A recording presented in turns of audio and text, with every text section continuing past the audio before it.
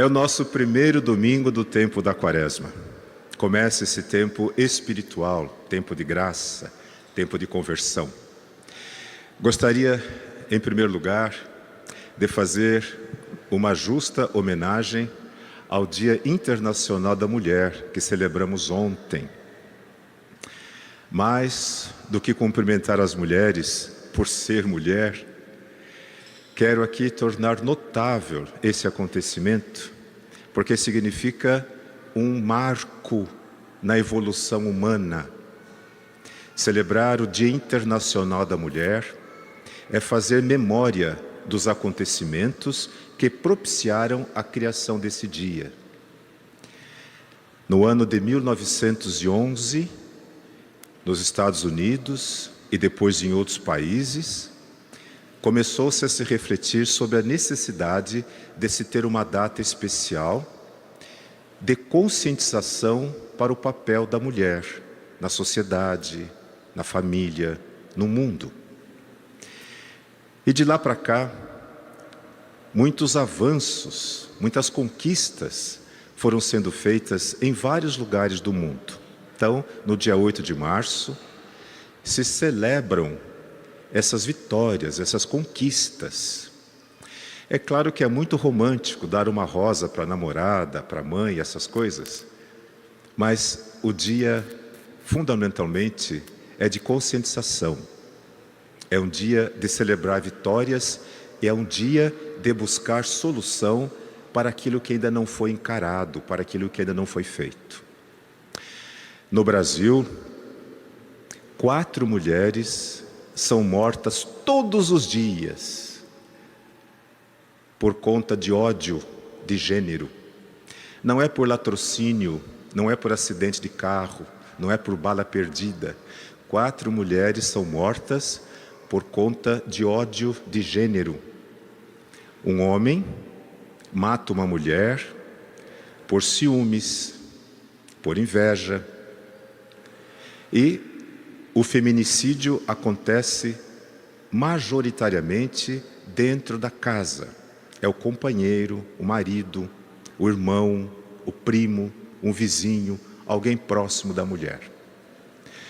Também no Brasil, as últimas estatísticas dessa semana dizem que as mulheres ainda hoje recebem até 22% menos do que os homens para fazerem a mesma função. Então tem o escritório, tem a empresa, um homem recebe um salário, a mulher recebe até 22% menos por ser mulher. E poderíamos aqui citar muitas outras situações em que a mulher ainda não é reconhecida na sua dignidade humana. Vamos então celebrar sim as vitórias. No Brasil, ainda no Brasil, o voto só foi concedido às mulheres no ano de 1932, no governo de Getúlio Vargas. E não foi uma concessão dada por benevolência, foi por conta dos movimentos que se fizeram, especialmente aqui em São Paulo, no Rio Grande do Sul, no Ceará, de mulheres que saíam às ruas portando faixas, cartazes, exigindo o direito de voto. O protesto chegou ao Congresso, só homens, naquele tempo, 32, só havia homens no Congresso, e mesmo assim eles votaram que as mulheres teriam direito a voto. Mas foi com muita dificuldade que as mulheres conseguiram votar. Por quê? Os maridos não deixavam, os pais não deixavam. Quando chegavam para votar, o juiz da mesa rasgava o voto, depois que elas davam para ele, rasgava o voto. E os fatos se multiplicaram, e as histórias são assim, quase que inacreditáveis. Mas havia um preconceito tão grande de que a mulher não tinha inteligência, não tinha capacidade para votar.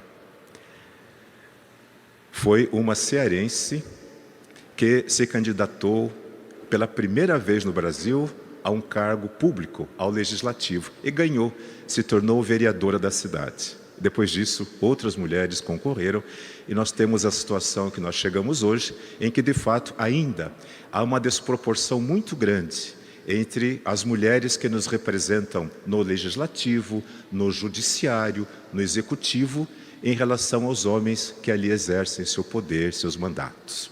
Então, parabéns às mulheres e a todos os homens que abraçam esta causa. Nós estamos vencendo aquilo que se chama o machismo estrutural.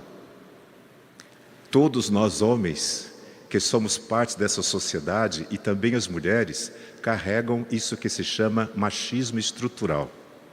De achar que a mulher é mais fraca, que a mulher é dependente. A mulher tem que gostar do homem de qualquer maneira, não importa o que ele faça, ela é sua companheira, sua auxiliar. Isso é um preconceito que a sociedade imprimiu em nós. É chamado machismo estrutural. Então a gente tem que lutar por isso. E as mulheres têm que ajudar também. Durante séculos, talvez milênios, as mulheres foram vistas como objeto sexual, objeto de prazer. E muitas delas assumem esse papel e se sentem valorizadas quando estão nesse papel.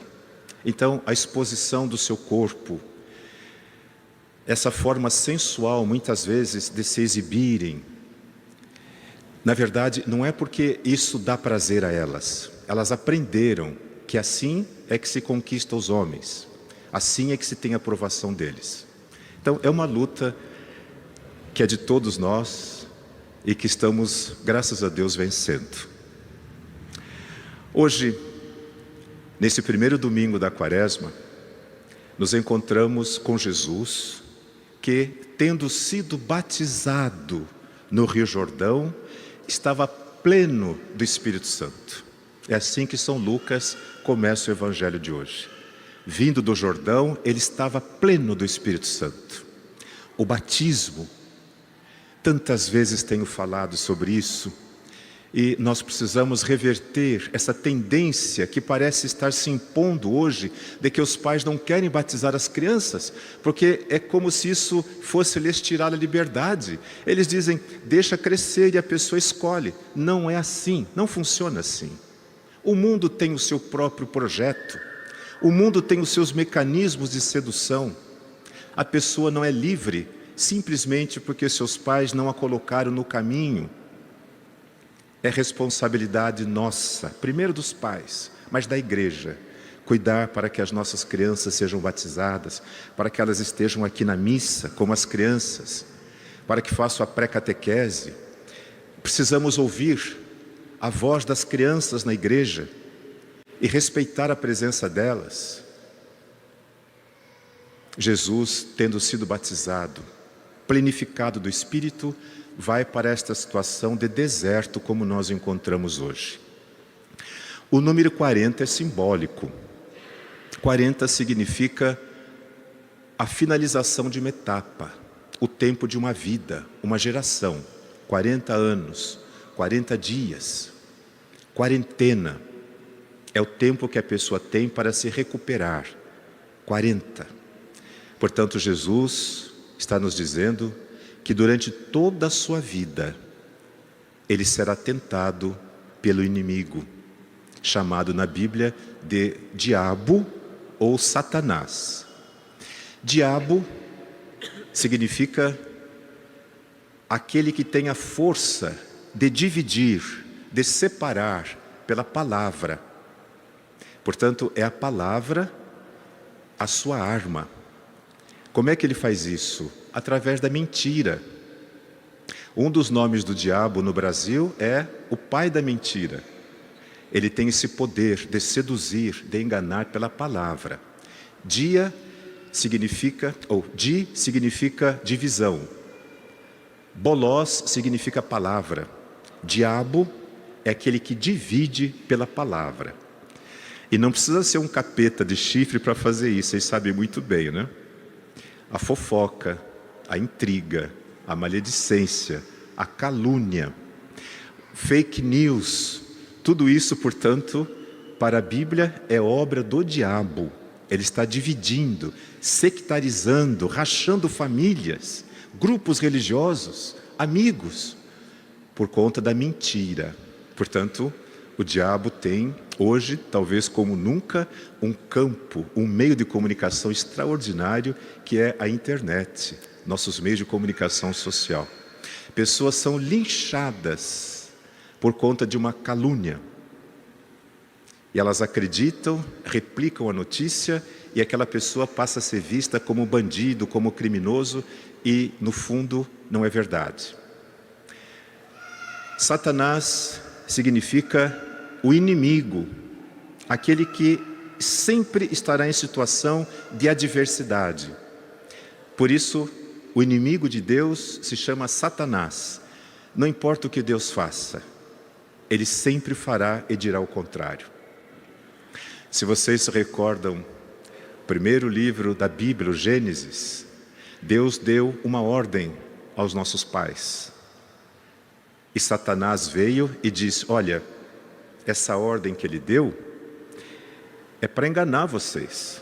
Se vocês comerem da maçã, vocês vão ser iguais a ele. Ele não quer que vocês sejam iguais a ele. Então Satanás é aquele que é o adversário, aquele que sempre estará na contramão da vontade de Deus. Nós também podemos perceber no conjunto da nossa sociedade tudo aquilo que vai na contramão da vontade de Deus. Então dizemos assim, são rios que se cruzam. Só que Satanás vai a favor da corrente, é fácil para ele. Os cristãos vão na contramão, na contracorrente, vão nadando em direção à fonte, à verdade. Por isso ser cristão é uma obra, é um desafio que nós temos que enfrentar todos os dias, como Jesus, que durante toda a sua vida enfrentou o inimigo, enfrentou a tentação. Hoje nós o vemos e aprendemos dele a não entrar no jogo do mal. O mal se insere no mundo dessa forma sinuosa, provocando de nós uma reação. Nós achamos muitas vezes que responder ao mal significa lutar contra ele. Jesus vai dizer: não entre no jogo do mal. É uma lógica que o mal tem de enganar, de levar as pessoas a entrarem no seu jogo. Então, se você discute com o mal, você acaba caindo no seu jogo, na sua lógica, porque ele tem esse poder de sedução sobre você.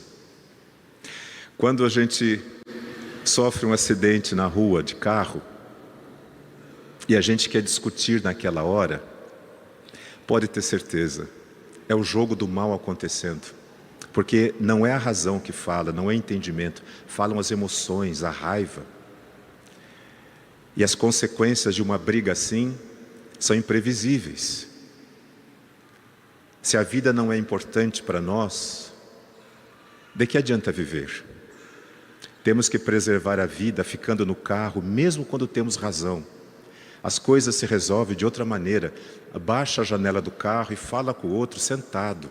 Mas se você se levanta e vai lá fora discutir, você entrou no jogo da sedução, no jogo do mal.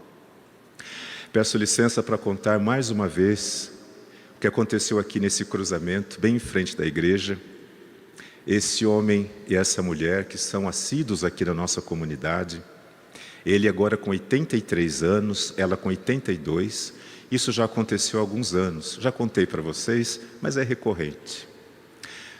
Alguém avançou o sinal, e aqui esse cruzamento, vocês sabem, né? A gente tem pressa de passar porque é um sinal múltiplo, né? Se você demora um pouco, você perde. Ele estava no direito dele atravessando e o outro carro bateu na frente dele. Ele desceu, esse senhor de mais idade, desceu, viu o que aconteceu e foi em direção a outro carro. Nas palavras dele, assim ele contou para mim: padre, era uma caminhonete, desceu um homem de bermudas, de camiseta regata, parecia um boi, grandão. E antes que eu falasse qualquer coisa para ele, ele falou assim: Então, velho, vai engrossar?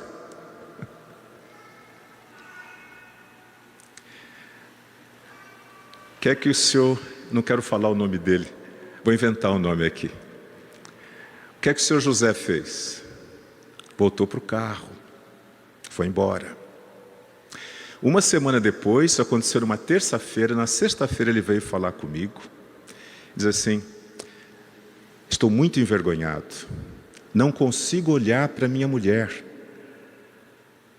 Eu tive medo naquela hora, não enfrentei o malvado. Eu tive esse prazer de dizer a ele: senhor José, o senhor foi um herói. O senhor preservou a sua vida. O senhor pensou na sua esposa, que precisa do senhor, estava ali no carro naquela hora assistindo tudo. Dizer não ao malvado, não entrar numa briga de rua, é sinal de coragem, é nobreza, é grandeza interior. O senhor está de parabéns. E acho que ele saiu mais consolado. Mas essas coisas são importantes, eu faço questão de lhes dizer. Porque esses nossos brios masculinos, essa testosterona que muitas vezes vem contra os princípios da vida, nós precisamos aprender a conviver com isso. E a colocar em primeiro lugar aquilo que é mais importante, a vida, a nossa dignidade. Jesus, portanto, nos ensina a não entrar na dinâmica do mal, não fazer o jogo do malvado. E eu gostaria de falar dessas 3 tentações que Jesus passou durante toda a sua vida e que também nos atinge. Em primeiro lugar, ele conhecia as Escrituras. Ele não respondeu ao tentador, ele citou as Escrituras. Nós também precisamos conhecer as Escrituras. Precisamos aprender da Bíblia, prestar atenção na missa, desligar o celular quando a gente entra na igreja, ouvir a palavra, deixar a palavra penetrar na gente. Chegar em casa, quem sabe pegar de novo a Bíblia, olha só, quanta coisa que eu não conhecia, até que a palavra faça sentido na nossa vida. São Paulo, na segunda leitura aos Coríntios, o que é que disse? A palavra está ao teu alcance, segunda leitura. Jesus, portanto, cita as Escrituras para fazer frente ao mal. A primeira tentação, nossa necessidade básica, fome. É assim que a nossa espécie sobreviveu, matando tudo que encontrou para comer. E nos tornamos a espécie dominante do planeta, predadores desse mundo. Portanto, a fome para nós é fundamental e Jesus sabe disso. Tanto é que ele não desconsidera a necessidade humana. Ele multiplicou o pão e se preocupou com aqueles que estavam com fome no deserto. Jesus conhece as nossas necessidades. E por isso ele nos ensinou a pedir ao Pai o pão de cada dia, porque Deus sabe do que nós precisamos. Mas acontece que junto com o nosso instinto vem o desejo. Então a nossa fome não é só para matar e satisfazer uma necessidade primária, básica. Muitas vezes nós nem temos fome, mas temos vontade de comer. Então a gente tomou um bom café da manhã, tomou lanchinho às 10 horas, almoçou, à tarde tomou lanche, e à noite, vou ver o que tem na geladeira. Vou pedir uma pizza. Não é mais fome, é desejo. Então Jesus nos ensina a colocar o limite nos nossos desejos. Por quê? Porque não tem fim. Você pode comer caviar, camarão, sempre que quiser. Mas aí você vai ficar pensando assim: me falaram que miolo de pavão é tão gostoso, que vontade de comer, e assim por diante. Nós somos insaciáveis dos nossos desejos. Quando a gente consegue satisfazer o desejo, imediatamente outro se instaura. Quando o casal jovem finalmente se casa, e toda a sua atenção, sua força foi voltada para aquele acontecimento, eles começam a montar a sua casa, a ter o seu primeiro carro, tudo é tão dinâmico, mas logo, logo, aquilo já não é mais tão importante. Outros desejos se sobrepõem àquele, e assim por diante, não tem fim. Então Jesus nos ensina, nem só de pão vive o homem, para pôr um silêncio ao nosso desejo que vai além da nossa necessidade. Mas o diabo não se contenta e faz aquilo que certamente, especialmente hoje, ele faz com muita gente. Permitiu que Jesus visse as riquezas do mundo. E disse a Jesus que ele poderia dar tudo aquilo a ele, porque tudo aquilo foi dado para ele, pertence a ele. As pessoas cederam à tentação e usam aquilo que pertence ao demônio, ao inimigo de Deus. Se deixaram vencer pela tentação, mas com uma condição: se você me adorar, ajoelha aqui e me adora. Quem não adora a Deus verdadeiro, adora ídolos, adora qualquer coisa, adora qualquer um. Por dinheiro, pessoas são capazes de fazer qualquer coisa. E sabendo disso, falsos pastores induzem pessoas de boa vontade ao erro, porque eles prometem dinheiro em troca de favores, de adoração. E Jesus se contrapõe a esta tentação dizendo: só a Deus. Por isso, o primeiro de todos os mandamentos: amarás o Senhor teu Deus de todo o teu coração, de toda a tua inteligência, de toda a sua vontade, e só a Ele prestarás culto. Quando nós adoramos a Deus, como Jesus nos ensinou, nós estamos relativizando todas as coisas e nos colocando ao seu serviço. E aí que está o exercício de vontade a que todo ser humano é chamado a fazer. É a nossa liberdade. Deus não nos obriga, não nos oprime, não nos violenta, nos convida, nos propõe, mas nós temos que decidir. E finalmente, já exausto, o tentador promete a Jesus aquilo que a nossa imaginação exaltada hoje quer: celebridade, fama.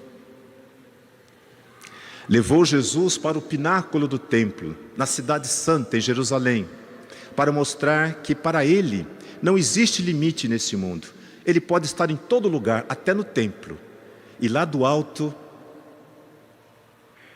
ele tenta Jesus: se você de fato é quem diz você é, filho de Deus, pula daqui, pois está escrito. E o Martins cantou no Salmo de Meditação: meus anjos te carregarão, de tal maneira que você não machuque os pés. Não tentarás o Senhor teu Deus. Jesus se recusa a usar o poder em benefício próprio. Todas as vezes que ele fez um ato de milagre, foi para alguém, foi para curar alguém, foi para dar de comer a alguém, nunca para si. O poder de Jesus é serviço, não é espetáculo. Por isso aquelas pessoas que vão às missas, por causa do show, elas vão no campo de futebol, tem aquela banda, aquele padre famoso, batem palmas, choram, e depois sua vida continua talvez a mesma, nada mude. Elas foram pelo espetáculo, foram pelo show. Não significa que não tenham fé, mas talvez estejam buscando numa fonte que não os pode saciar. A terceira e última tentação a qual Jesus enfrentou, nós a vemos repetir-se na cruz. Vocês se lembram?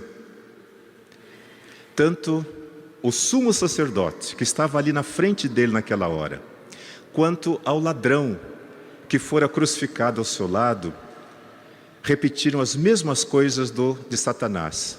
O que é que eles disseram para Jesus? Se você é mesmo filho de Deus, sai daqui dessa cruz, desce daqui. Seja feita a tua vontade, de Jesus, e mergulha nos braços da morte, porque era preciso que ele morresse para poder ressuscitar. A última palavra de Jesus, a última: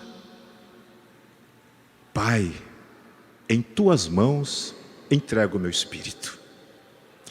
Essa é a fé que nós, os cristãos, os seguidores de Cristo, precisamos alcançar. Isto é que fará a diferença entre nós e o mundo.